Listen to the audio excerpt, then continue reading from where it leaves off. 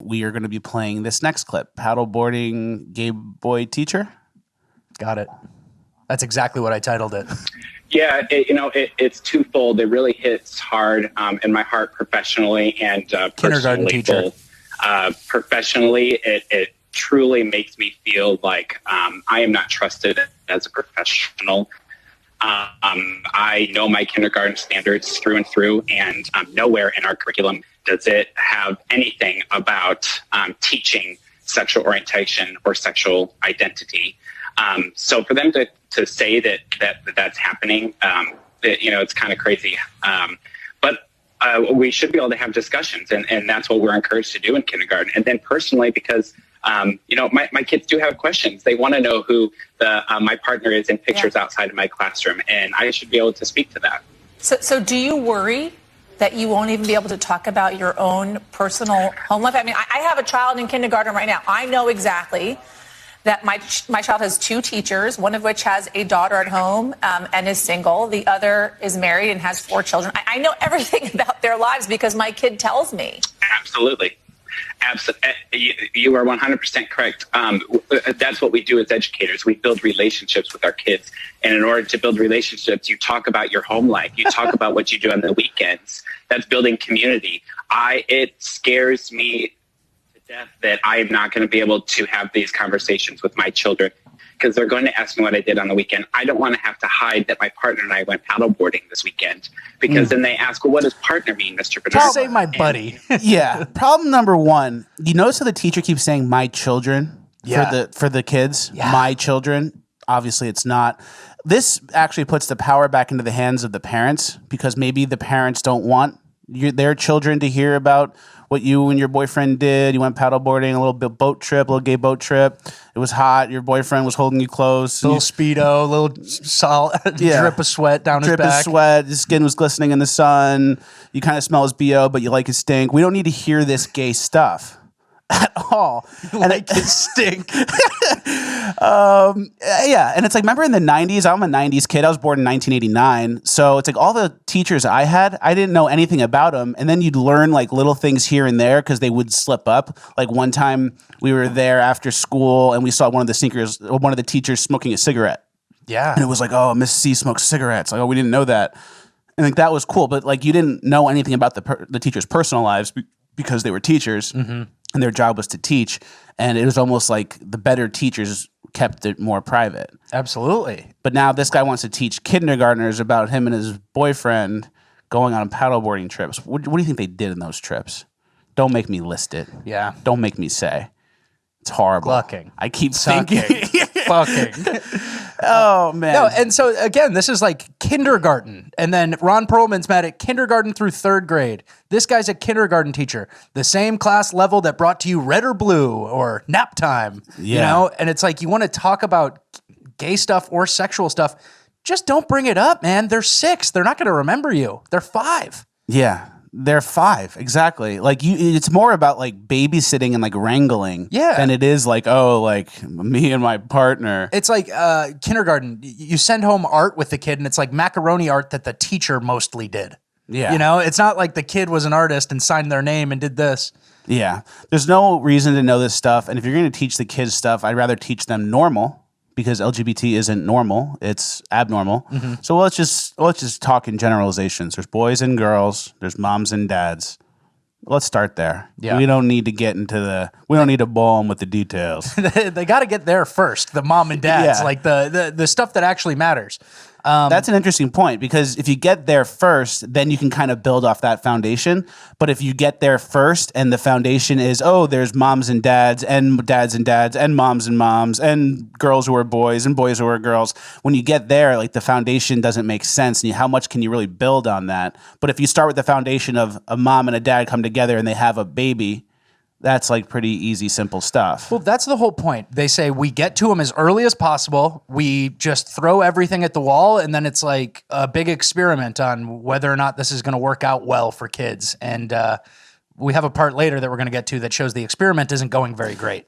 We'll get to that right now. The experiment is not going great. A lot of people think like, oh, well, fuck this. What's the big deal? Actually, no one thinks this that watches that. Yeah. But if you were going to say, oh, what's the big deal? Kids need to learn. There's all kinds of things they need to be exposed to. What's the big deal? This next piece that we got from Libs of TikTok is very eye-opening as to how the LGBTQIA plus movement is growing, and it's growing a lot with younger people, meaning when they're exposed to it, they gravitate towards it and start to be represented by it. Yeah, imagine some kindergartner teacher kept talking about dinosaurs every day.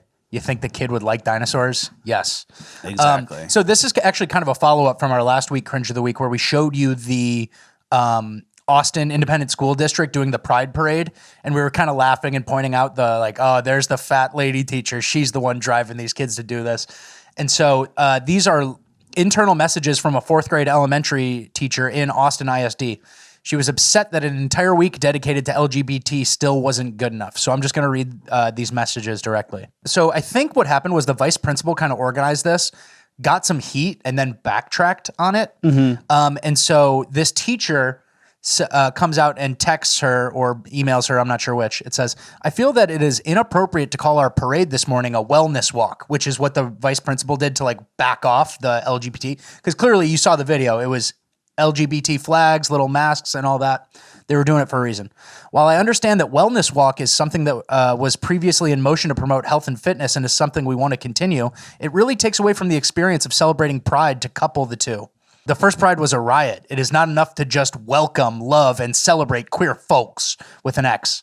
Your allyship should always lead you to activism, speaking up and fighting for what is right, even when it feels uncomfortable. We can't choose in and out of our protest spaces. And so it's like, that's what she just revealed the master plan too. Your allyship should always lead to activism. It's like they're creating little activists. That's the goal. And this is where it gets very dark.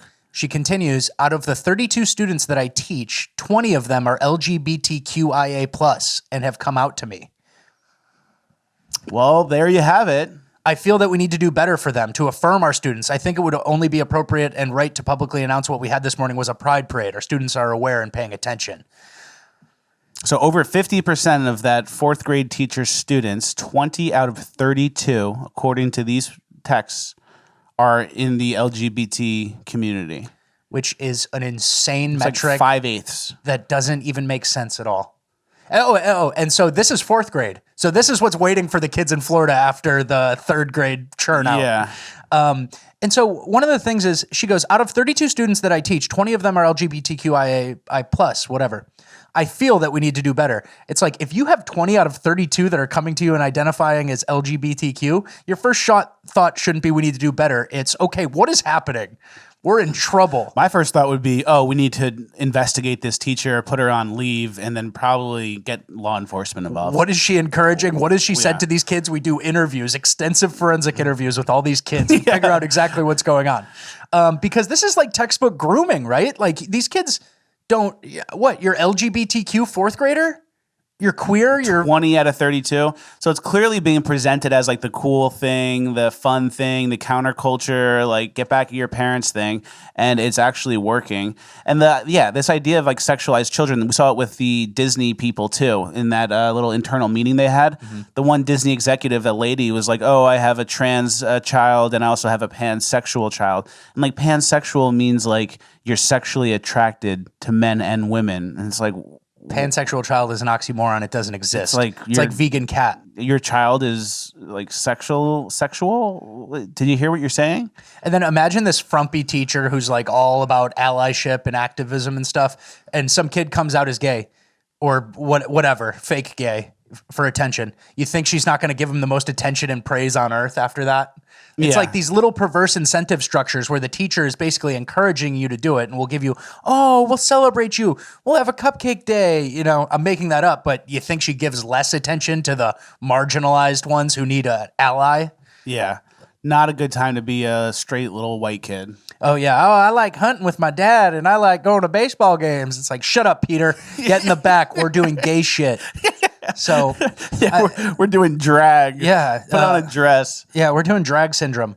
But so I mean, 20 out of 32, it should be wee like alarm bells, shut down the school, lock the kids in. Like this is not the like, oh yeah, they're right time. This isn't the time to be like, we need to listen to the kids. It's like, whoa, this experiment has gone way too far. And like that's how far away we are from reality, where the person can say, well, 20 out of 32 of my children are in the LGBTQIA group. And doesn't bat an eye. Like, wouldn't that be like a really like a bad stat? I need to hide this. Yeah, Like, you'd be like, oh, 20 to 32 of my kids are in the LGBT. It's like, I think I got to teach them a little different or something. This can't be right. am I the problem? No.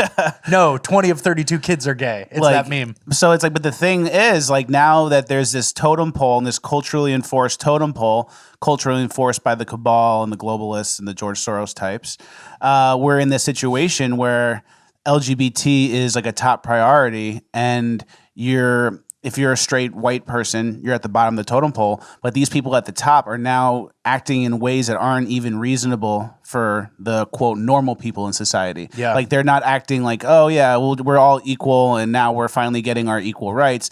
They're taking like more rights and taking more than anyone else ever had, and they're demanding that it be that way under the justification of like past transgressions.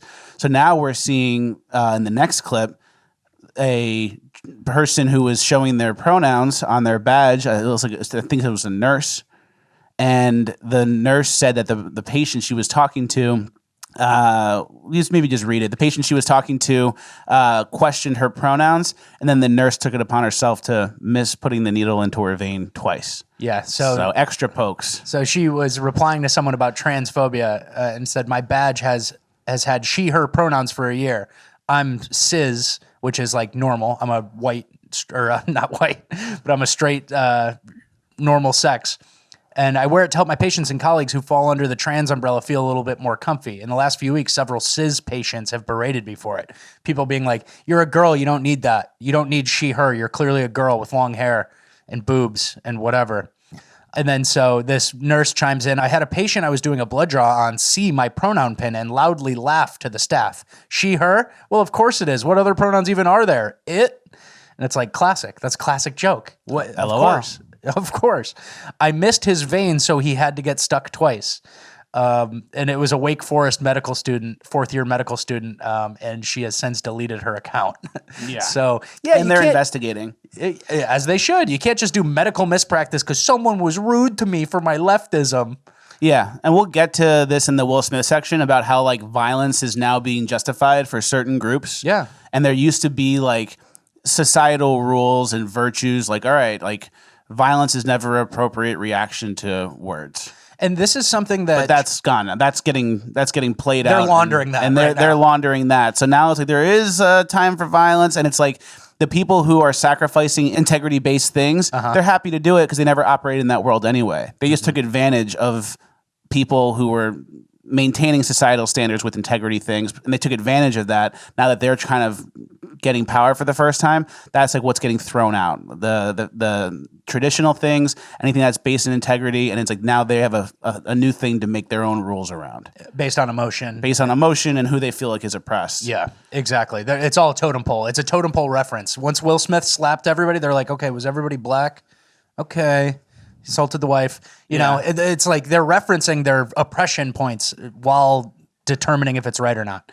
And then again, this is another thing that I always say. This nurse who pricked the guy twice for the she, her pronouns that he laughed at, because obviously it's a laughing matter. She had no problem throwing it out in the world, thinking like, oh, I'm going to get internet points for this. You know, instead of like maybe just telling someone that you did a sick fuck thing and you're twisted and you're abusing patients. Exactly. Like, we're not there yet. Like we're actually way past it, where it's like getting to the point where people who feel oppressed are now acting violently. We're not there yet. We're way past it because they're acting violently and then sharing it on social media. Yeah, exactly. So like the acting violently was like probably a couple summers ago with the George Floyd riots and all that stuff. Like that's where it got like acceptable. And now it's acceptable to the point where, oh, you can brag about it. Like that's how okay with it we are at this point. We didn't just get there. We're very well past.